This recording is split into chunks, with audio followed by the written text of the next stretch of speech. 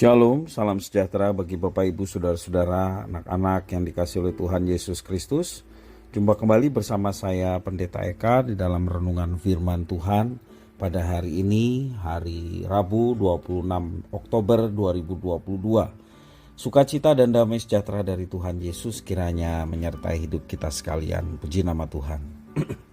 Sampai pada pembacaan firman Tuhan hari ini, yakni Yesaya pasal yang ke-52. Kiranya firman Tuhan yang kita baca memberkati kita sekalian. Baik, sebelum kita akan merenungkan bagian firman Tuhan hari ini, kita akan berdoa. Tuhan Bapa di sorga, di dalam nama Tuhan Yesus, kami sungguh bersyukur dan berterima kasih atas hari yang Tuhan berikan pada kami, penyertaan serta kasih sayang yang telah Tuhan nyatakan dan kami alami setiap hari. Terima kasih ya Tuhan, kami mau terus bertekun di dalam kebenaran firman Tuhan, supaya kami semakin mengenal Tuhan dan mengerti apa yang Tuhan rancangkan dalam hidup kami. Karena itu Engkau mampukan untuk kami dapat memahami apa yang kami baca dan renungkan. Kau juga menolong kami untuk kami dapat genapi firman Tuhan dalam hidup kami setiap hari. Terima kasih Bapa, inilah diri kami. Kami sedia untuk belajar firman Tuhan. Demi nama Tuhan Yesus kami berdoa. Haleluya. Amin. Saya akan membacakan di dalam Yesaya pasal 52 ayat 1 sampai 12. Demikian firman Tuhan. Terjagalah, terjagalah. Kenakanlah kekuatanmu seperti pakaian, hai Sion. Kenakanlah pakaian kehormatanmu, hai Yerusalem kota yang kudus. Sebab tidak seorang pun yang tak bersunat atau yang najis akan masuk lagi ke dalammu. Kebaskanlah debu daripadamu, bangunlah hai Yerusalem yang tertawan. Tanggalkanlah ikatan-ikatan dari lehermu, hai putri Sion yang tertawan. Sebab beginilah firman Tuhan, kamu dijual tanpa pembayaran, maka kamu akan ditebus tanpa pembayaran juga. Sebab beginilah firman Tuhan Allah, dahulu umatku berangkat ke Mesir untuk tinggal di situ sebagai orang asing, lalu Asyur memeras dia tanpa alasan. Tetapi sekarang, apakah lagi urusanku di sini? Demikianlah firman Tuhan, umatku sudah dirampas begitu saja. Mereka yang berkuasa atas dia memegahkan diri, demikian firman Tuhan, dan namaku terus dihujat sepanjang hari. Sebab itu umatku akan mengenal namaku, dan pada waktu itu mereka akan mengerti bahwa akulah dia yang berbicara, ya aku. Betapa indahnya kelihatan dari puncak bukit-bukit kedatangan pembawa berita yang mengabarkan berita damai dan memberitakan kabar baik, yang mengabarkan berita selamat dan berkata kepada Sion, Allahmu itu Raja. Dengarlah suara orang-orang yang mengawal engkau. Mereka bersama-sama bersorak-sorai, sebab dengan mata kepala sendiri mereka melihat bagaimana Tuhan kembali ke Sion.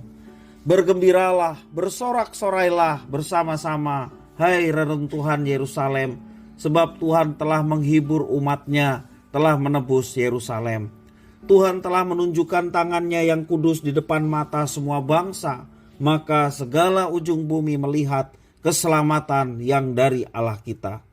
Menjauhlah, menjauhlah, keluarlah dari sana. Janganlah engkau kena kepada yang najis. Keluarlah dari tengah-tengahnya. Sucikanlah dirimu, hai orang-orang yang mengangkat perkakas rumah Tuhan.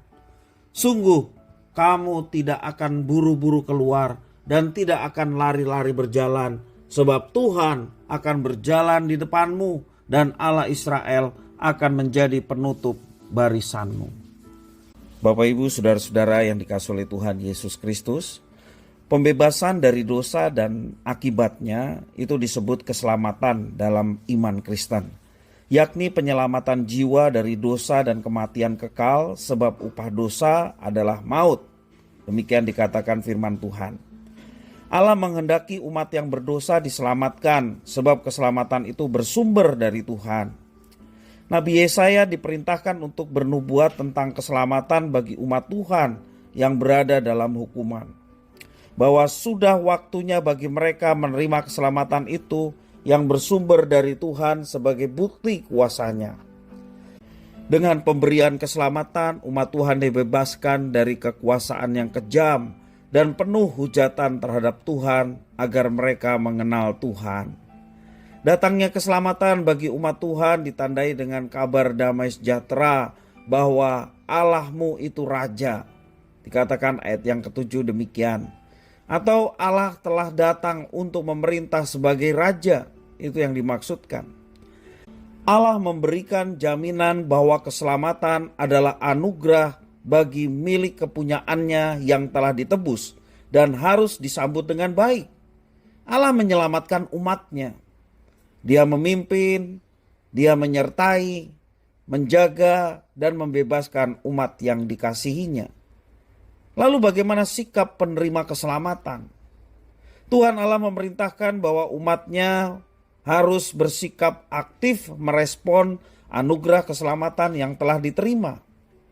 Dan sikap aktif orang yang telah menerima keselamatan diwujudkan melalui tindakan yang nyata, yaitu hidup benar di hadapan Tuhan. Demikian juga tidak memberi kesempatan lagi terhadap dosa dan menjaga hidup yang sudah diselamatkan dari hal-hal yang tidak sesuai dengan kehendak yang memberi keselamatan, yakni Tuhan.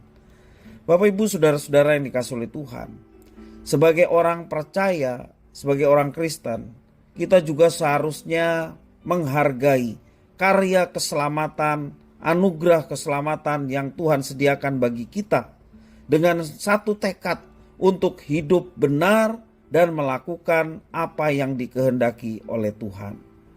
Jadi respon umat percaya, baik masa yang lalu, umat Allah yang lama, demikian juga kita sebagai umat Allah yang baru, sebagai orang Kristen, gereja Tuhan, menghargai keselamatan dengan cara tekad atau niat untuk hidup benar dan melakukan segala apa yang dikehendaki oleh Tuhan Sang Penyelamat kita. Apakah sebagai umat Tuhan kita bersedia untuk bertobat dari segala perbuatan dosa? Atau masih kita memelihara dosa? Apakah kita bersedia untuk mengakui segala kesalahan kita terhadap diri kita sendiri, juga terhadap sesama kita, juga terutama kepada Tuhan sumber keselamatan?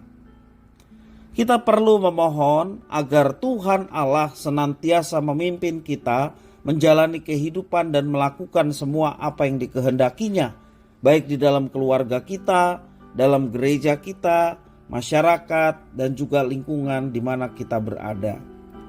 Bapak Ibu saudara-saudara yang dikasihi oleh Tuhan, mari senantiasa kita terus sadar bahwa keselamatan yang telah dianugerahkan Tuhan kepada kita adalah kesempatan untuk kita berbuat seperti apa yang dikehendakinya. Sekali lagi respon terhadap penghargaan keselamatan yang Tuhan anugerahkan kepada kita adalah kita mau terus bertekun hidup dengan benar. Artinya hidup benar adalah hidup seturut dengan rencana dan kehendak-Nya. Hidup benar berarti kita terus menggenapi firman-Nya dalam hidup kita. Bukan sekedar kewajiban, bukan juga karena rasa takut kalau tidak melakukannya akan mendapatkan hukuman, tetapi dilandasi karena kasih kita kepada Tuhan yang sudah lebih dulu menyatakan kasih-Nya kepada kita.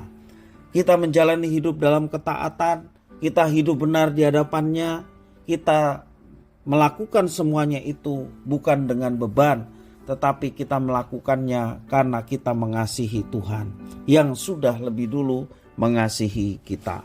Kiranya firman Tuhan memberkati kita sekalian. Kita berdoa. Terima kasih Tuhan atas firman-Mu yang mengingatkan kami kembali bahwa anugerah keselamatan Tuhan sediakan bagi setiap kami. Dan Tuhan percayakan itu kepada umat-Nya. Engkau menyertai, Engkau memimpin, Engkau memberkati. Terima kasih ya Tuhan atas semuanya itu. Biarlah semuanya itu yang boleh kami alami, boleh menjadikan kami menjadi pribadi-pribadi yang taat. Pribadi-pribadi yang dengar-dengaran akan firman Tuhan dan terus melaksanakan apa yang dikehendaki oleh Tuhan. Sekali lagi bukanlah dengan paksaan, tetapi didorong oleh rasa kasih kami kepada Tuhan yang sudah lebih dulu mengasihi kami.